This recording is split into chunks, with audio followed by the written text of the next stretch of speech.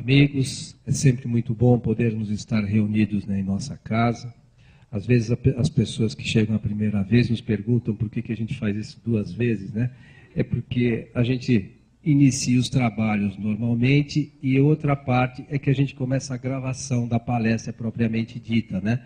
Então é por isso que a gente repete. Mas, enfim, hoje está conosco a Ana Lúcia Marques, vai falar para a gente sobre muitos são os chamados e poucos os escolhidos. Ana Lúcia, fique à vontade. Obrigada. Boa noite a todos. Tranquilo para ouvir aí atrás? Então tá. Bom, eu trouxe um tema que vocês muitas vezes podem estar lembrando do Evangelho no Lar, né? Porque a gente estuda o Evangelho toda semana, mas esse capítulo é um capítulo que eu acho assim que é de extrema importância para a nossa vida. Então eu procurei assim dar uma abordagem desse capítulo com um foco um pouco diferente, né? Para aproveitar coisas do nosso cotidiano, da nossa vida, para que ele possa proporcionar para nós umas ferramentas para que nós possamos levar a vida de uma maneira um pouquinho mais contente, mais feliz. Bom, então, se nós formos ver, num dos itens desse capítulo do Evangelho segundo o Espiritismo, existe uma chamada que é a seguinte: nem todos os que dizem Senhor, Senhor entrarão no reino dos céus. Eu acho que todo mundo já ouviu essa sentença, essa frase. No primeiro momento, muitas das palavras de Jesus podem nos parecer, às vezes, meio complicada de nós entendermos assim no sentido ao pé da letra, no sentido literal. Mas se nós formos fazer uma análise da passagem, do conteúdo, da profundidade dela, nós vamos ver que ela traz uma riqueza de informações muito grande. Não sei se vocês já chegaram a pensar no porquê que Jesus se utilizou da ferramenta parábola para colocar as mensagens do Pai. Vocês já pensaram qual é o significado da parábola? O que significa parábola? A parábola nada mais é do que uma ferramenta da língua, né, da língua portuguesa, para que a gente se utilize de comparações. Então Jesus, ele utilizava muito comparações. E tem uma finalidade. Como ele falava para o povo de forma geral, né, então a gente ia encontrar pessoas que tinham um grau, né, de conhecimento maior, outras pessoas mais simples, mais humildes. Esse tipo de recurso, a parábola, ela proporciona para todas as pessoas a compreensão do conteúdo real dela. E uma coisa muito importante ainda para nós que temos o conhecimento do Espírito, né? Que através da parábola nós podemos atingir as pessoas nos mais diversos graus de desenvolvimento espiritual e maturidade. Então, a riqueza da parábola, por isso que nós lemos e relemos as parábolas toda semana no Evangelho e percebemos que ela pode ser interpretada das mais diversas formas. Não sei se todos já perceberam isso, né? Sempre que nós lemos, nós aprendemos algo de diferente. Então, Jesus, como a gente sabe, como um sábio, né, se utilizava desse recurso da forma mais perfeita, né, para atingir a todos. Bom, o que nós vamos ver aqui nessa outra sentença, trabalhando esse conteúdo, que fala o seguinte: não sei quem sois, afastai-vos de mim, vós que cometeis iniquidades, vós que desmentis com os vossos atos o que dizeis com os lábios. Olha que profundidade, né, que contém aí nessas palavras. Então, muitas vezes, quando nós olhamos, no primeiro momento, essa passagem, nós podemos pensar assim: mas Jesus repelindo as pessoas, né, que trabalhavam com iniquidades que todos nós, né, injustiças, cometemos, temos defeitos, falhas. Será que Jesus, naquele momento, estava discriminando ou favorecendo um determinado grupo? Bom, muitas das coisas nos parecem, em primeiro momento, às vezes meio, né, de exclusão, mas não é assim. Por saber da evolução de Jesus, a gente sabe que não era dessa forma. Então, quando ele fala aqui, afastai de mim, vós que cometeis iniquidades, né, ele está colocando aí uma figura de linguagem, né, para mostrar o quê? Passar através desse ensinamento as posturas que o cristão deveria ter naquele momento, né? De não praticar atos que não fossem benéficos, né, para o desenvolvimento espiritual, né, e que prejudicassem, obviamente, a outros.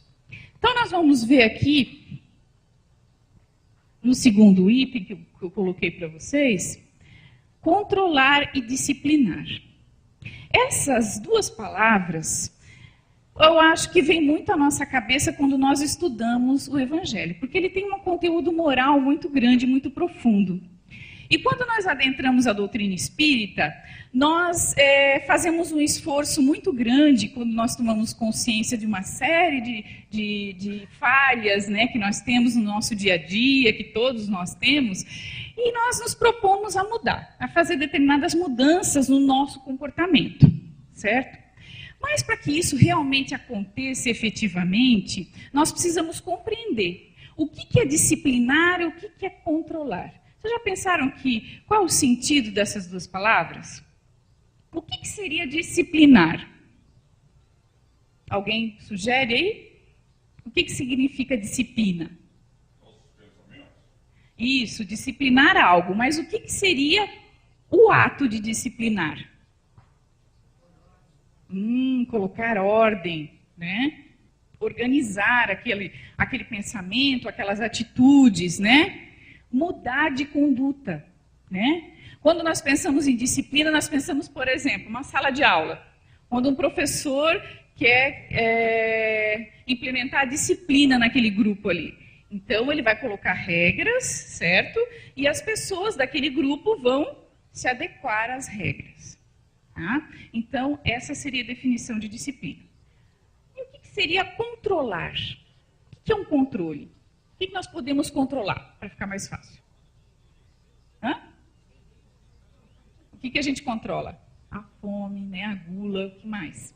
A língua, os atos, né? Então, nós fazemos um esforço muito grande para controlar tudo isso, porque é muita coisa, né? Nós temos os órgãos dos sentidos e todos eles trabalham, né, ativamente, certo? Então, existe um esforço muito grande para que a gente possa controlar. Bom, então nós já sabemos o que é disciplina, o que é controle. E agora nós vamos pensar isso relacionado à nossa reforma íntima, né? Como é que esse processo acontece? Bom, controlar, nós podemos ver que significa manipular a nós mesmos. Os nossos atos, os nossos pensamentos, olha que complicado. No começo nos dá um pouco de angústia, porque a gente começa a perceber, não posso mais ser desse jeito, eu não posso ter determinadas atitudes, né? E nós começamos a viver um pouco, né, reprimidos, né? Não sabemos como nos expressar, porque não queremos ser grosseiro, né? Tentamos evitar determinadas situações que possam prejudicar outras pessoas. Até então, isso é muito saudável para nós, né? Porque nós temos um objetivo, né, que é o objetivo de melhorar, de sermos, né, verdadeiros espíritas, né, cristãos, mas muitas vezes isso causa um certo conflito, né? Por isso é importante a gente entender o que é controle e o que é disciplina. Bom, e aí falando do ego, o que é o ego? O ego somos nós, né? As nossas aquisições, a nossa personalidade, o nosso real, né? O que está dentro de nós. Então, nós buscamos esse controle, nós tentamos controlar determinadas atitudes. E disciplinar, olhem a diferença. Compreender-se requer entendimento. Aí é que está a chave da questão. Não basta nós detectarmos os nossos defeitos, ponto. Todo mundo sabe onde o sapato aperta. É ou não é verdade? Daí, a sentir a dorzinha no pé, né? O joanete, o calinho ali, a gente sente. Mas o que fazer com isso, com essa dificuldade? Né? A gente vai negar o nosso defeito e tentar esconder? A gente vai melhorar de um dia para o outro? Não, não é dessa forma. Então, o importante é que a gente possa compreender. A compreensão reside no seguinte: A partir do momento que nós nos conhecemos, por isso Jesus enfatiza tanto no Evangelho o processo do autoconhecimento, né? Que é de dentro para fora, não é de fora para dentro. Né? Nós temos que conhecer até onde nós podemos ir. Né? Tem determinadas coisas que a gente aguenta até um limite. E passou daquilo, a gente sabe que não consegue mais. Então, esse é o processo. Compreender-se primeiro, para que a gente depois, futuramente, possa ser um pouquinho mais doce e compreender o nosso próximo. Tá? Que é diferente do controle. Porque controlar, simplesmente, nós estamos fazendo isso aqui. Todo mundo está sentadinho, às vezes está com vontade de levantar. Não, vou me controlar, vou sentar, né? Mas isso é uma coisa mecânica, é uma coisa de condicionamento, certo? Muitas vezes não vem essa habilidade de dentro de nós, a paciência, por exemplo. Né? Nós temos que desenvolvê-la, certo? E não podemos simplesmente tentar manter o controle. Bom, eu achei essa figurinha aí muito interessante para nós, porque nós temos uma visão de céu e inferno ainda, certo? Do que é o bem e do que é o mal. E se nós formos pensar nessas nossas atitudes, nos nossos comportamentos de seres humanos, certo?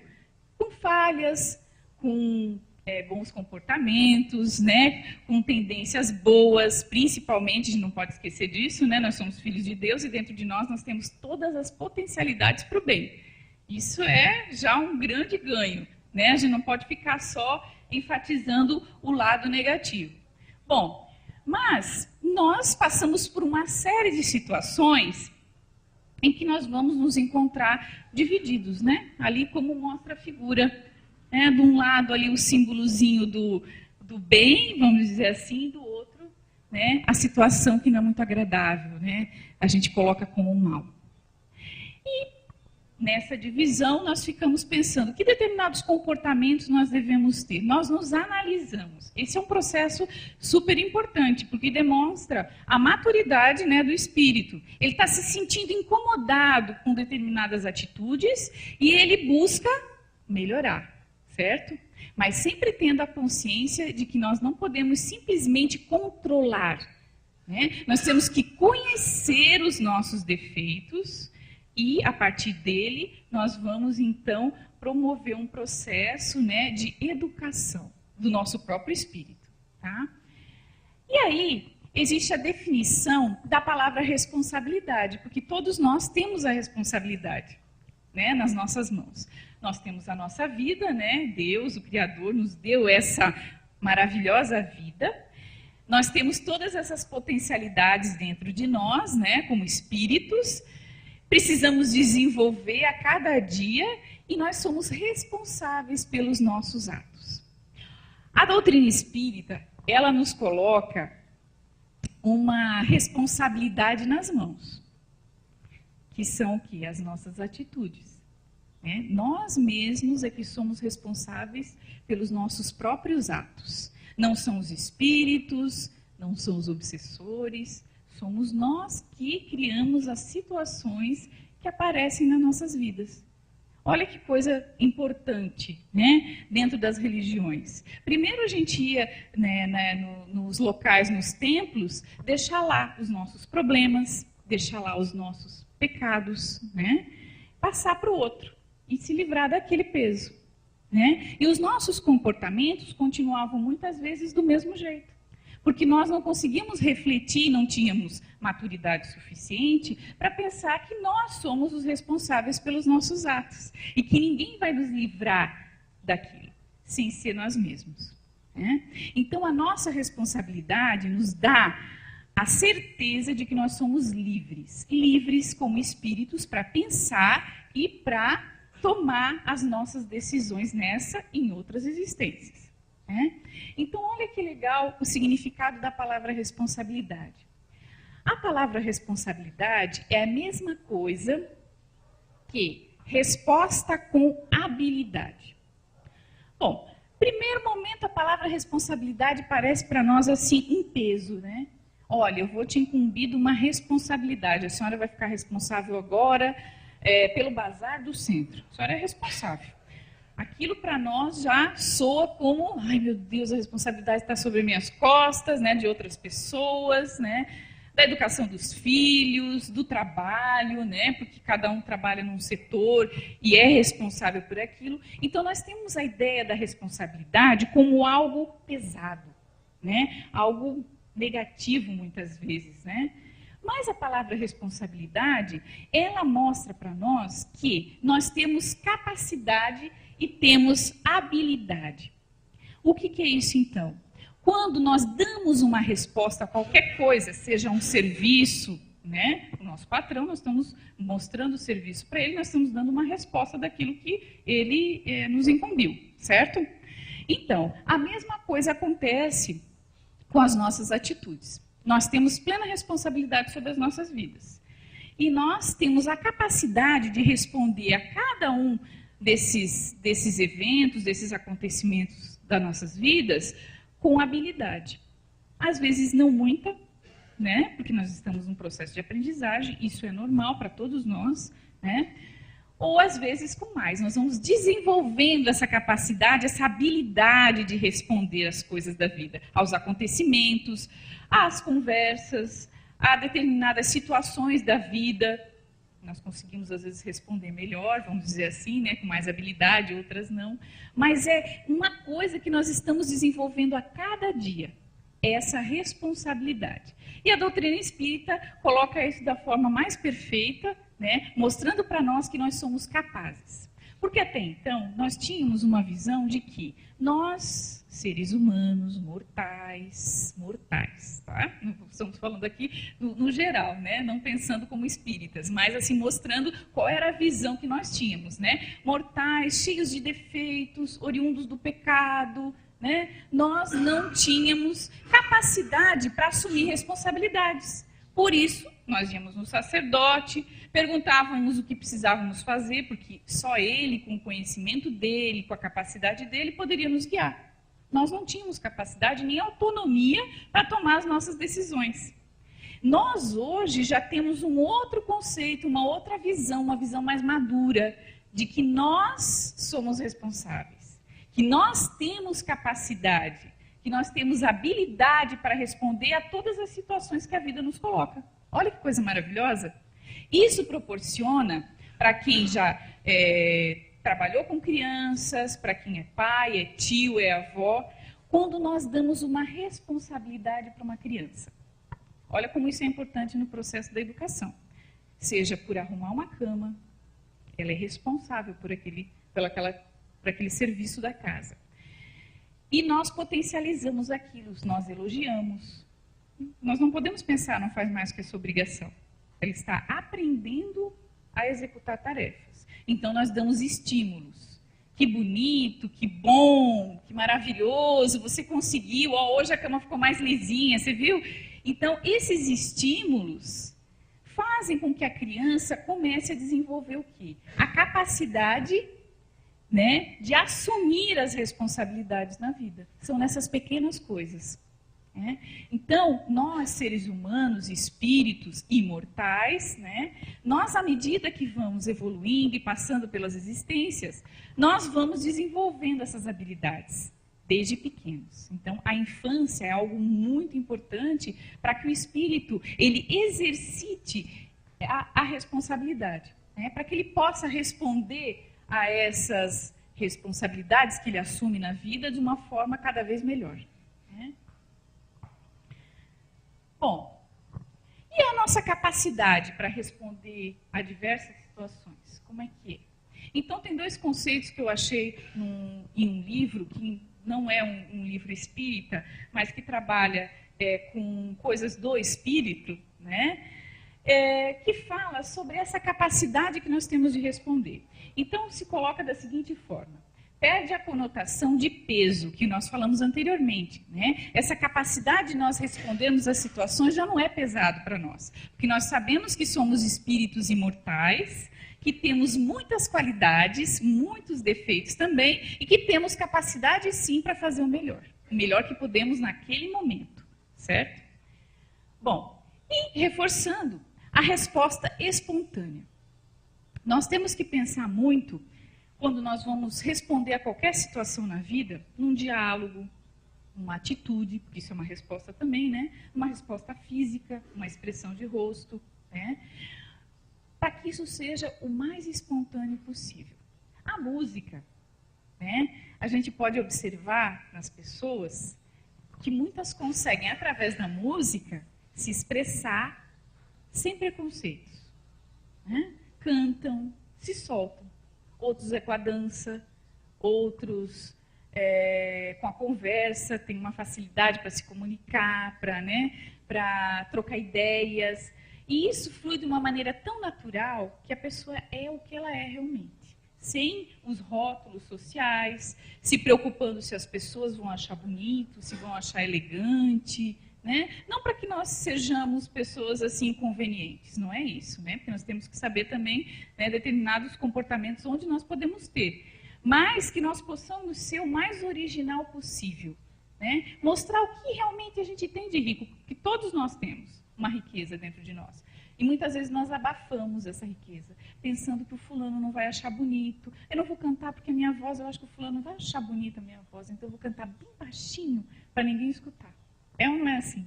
Né? Eu não vou dançar numa festa, porque senão vão dizer assim, eu sou mais velha, esse velho está doido, olha aí, está dançando, nem consegue dançar mais, preocupada, né? Ou preocupado com o que o outro vai achar. Eu nunca esqueço da minha avó, que ela sempre pintou o cabelo. Né? Ela morreu com 85 anos. E uma tia minha foi falar para ela que uma senhora de idade não podia mais, com a idade dela, 80 anos, pintar o cabelo. E olha, eu lembro todo ano quando eu falava, Sara, aí ela deixou o cabelo ficar branco. Mas ela se olhava no espelho e dizia, não sou eu a Chiquita. Né? Essa não é a Chiquita. Por quê? Ela não se identificava mais porque os outros, né, a cunhada dela achava que ficava muito chato e ela tinha ficado viúva. Ela pensou assim, meu Deus, se eu pintar o meu cabelo agora vão dizer que eu sou uma velha assanhada.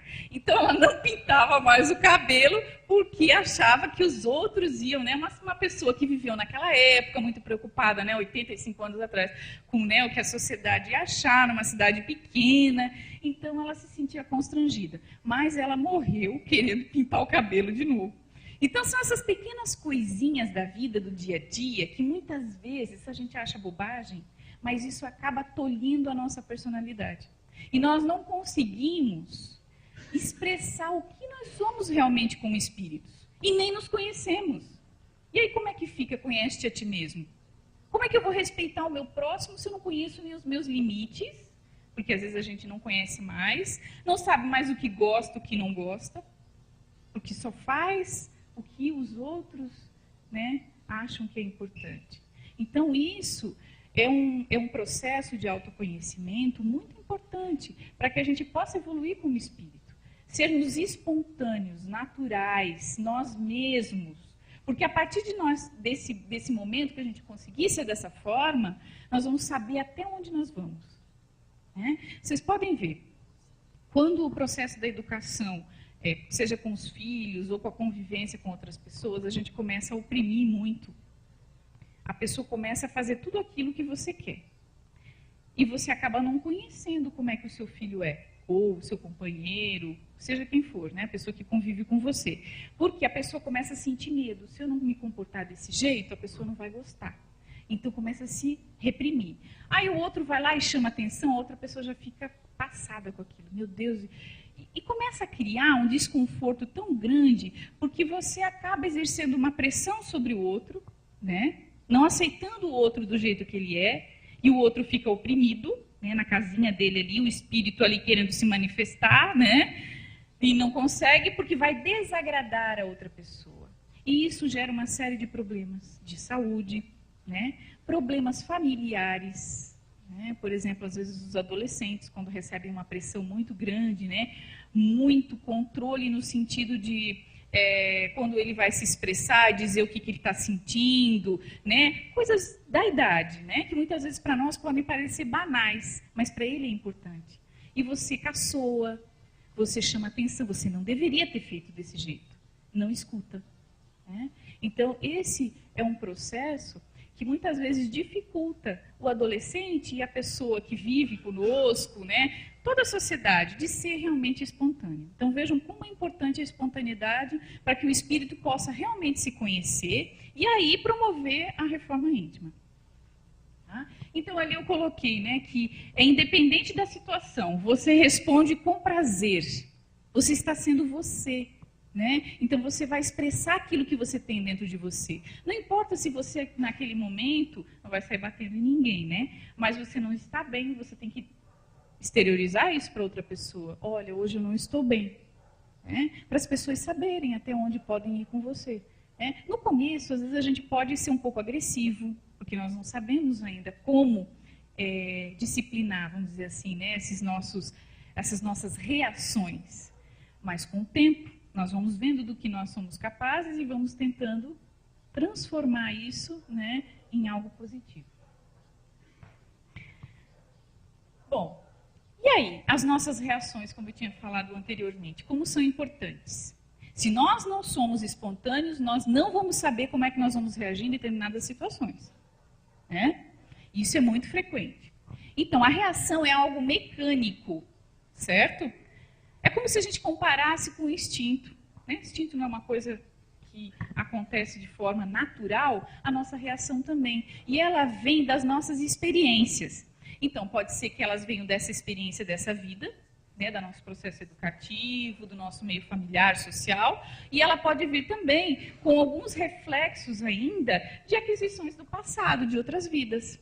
Certo? Por isso, muitos pais, muitas mães se surpreendem com determinadas atitudes dos seus filhos. E isso, o Espiritismo esclarece de forma maravilhosa o porquê disso. Porque nós somos espíritos milenares, né? E quantas aquisições aquele espíritozinho lá de 1, 2 aninhos já não tem e não demonstra, né? Tão pequenininho, às vezes é tão, né, difícil de lidar. Então, o Espiritismo nos dá essas respostas. E a resposta... Né, as reações, ela vem da sua presença, da sua percepção, da sua consciência. Então, é algo muito íntimo nosso. Nós vamos responder de acordo com tudo aquilo que nós temos na nossa bagagem espiritual. Muitas vezes, muita repressão do nosso eu verdadeiro, da nossa alma, faz com que nós respondamos de forma, às vezes, muito brusca, muito contida, nós não até chegarmos ao ponto de não conseguirmos nos comunicar, né? Porque nós ficamos travados. O nosso espírito ele fica meio que preso, né? Dentro de todas aquelas regras sociais, né? Então isso é muito importante para o nosso crescimento, que a gente perceba as nossas reações, né? E como nós estamos respondendo também a determinadas situações na vida. Bom, e aí, depois de tudo isso que a gente falou, como é que nós podemos estabelecer essa palavra tão bonita que é o equilíbrio? Como é que nós chegamos a isso? Né? Então, olhem lá, eu tenho a balança, né? E a pergunta, primeira, o que é equilíbrio? O que é equilibrar-se? Então, ali tem um bonequinho todo feliz de um lado e o outro super irritado do outro. Essa balança, ela... Até que ela está no nível ali, né? Como é que a gente faz para se equilibrar? A gente tem que se conhecer. Primeiro passo, ser espontâneo, para a gente poder tentar, né, promover essa educação do nosso próprio espírito, né? A gente vai compreendendo as nossas limitações e vai transformando, trocando por coisas novas, certo? Desenvolvendo as potencialidades. Como equilibrar-se? Isso é algo muito pessoal. Cada um sabe, como eu falei anteriormente, onde aperta o seu calo. Né? Sabe até onde pode ir, ou se não sabe, tem que exercer o exercício da espontaneidade, né? Tentar ser o mais autêntico possível, não é querer também sair por aí dizendo para todo mundo o que acha, né? Ferindo as pessoas, né? As verdades às vezes podem ser pedras, né? Mas nós temos que tentar cada vez mais sermos nós mesmos. E aí sim nós vamos conseguir o equilíbrio. Né?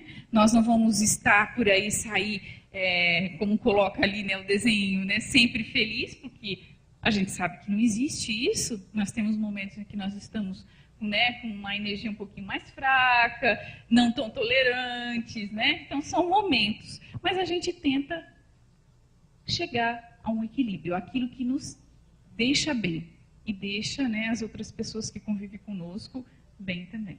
Tá? Bom, então a gente tem que evitar os extremos, certo? Nem tanto o mar, nem tanto a terra. Ai, como isso é difícil, mas não existe receita de bolo para isso. Cada um faz a sua forma, faz a sua maneira. Né? E aproveitar o momento para aprender. Então, nós temos uma tendência muito grande a desvalorizar coisas simples da vida. Né? Às vezes um fim de semana, uma tarde, um domingo, com uma pessoa que vem à nossa casa, uma conversa, dali às vezes saem ideias, né? Saem palavras que muitas vezes nos acalmam, como isso é importante. E na hora que acontece isso, é importante que a gente possa, poxa, que gostoso foi hoje. Né? Não precisou ser aquele passeio que eu gastei, né, tanto e tanto, né, em moedas aí, mas que eu pude aproveitar aquela conversa, aquele luar que hoje está maravilhoso, né, nas noites de inverno. Né? São coisas simples, certo? Que fazem a diferença nas nossas vidas.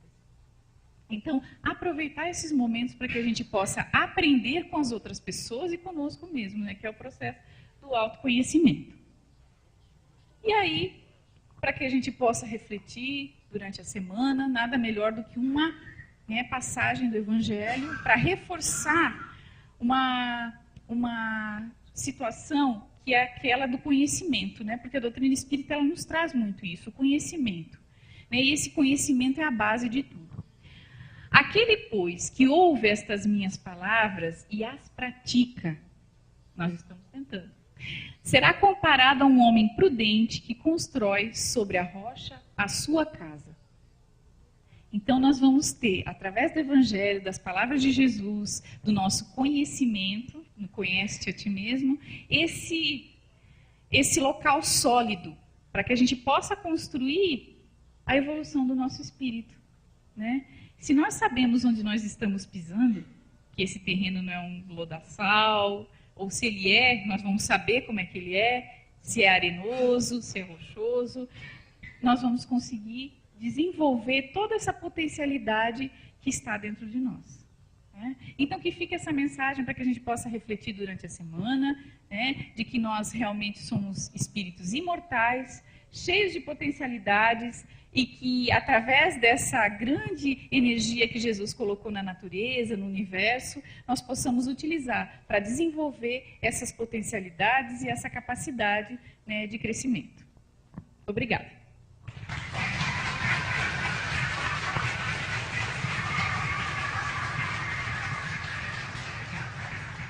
A gente agradece a Ana Lúcia. E tudo isso que ela falou, é importante que a gente consiga colocar em prática, né? A gente ouve, acha bonito. Nossa, ela falou coisas tão importantes. E nós? Vamos fazer o quê? Só ouvimos, achamos bonito? Temos que fazer a nossa parte, que só depende de nós mesmos. Para a gente crescer, né? A gente tem que se empenhar, tem que ser perseverante, tem que buscar o nosso caminho. E os seguintes, né? Não basta também dar o primeiro passo e parar, mas tem que ir em frente. A gente te agradece mais uma vez, a gente espera que você esteja conosco outras vezes. Os nossos amigos da internet, o nosso abraço.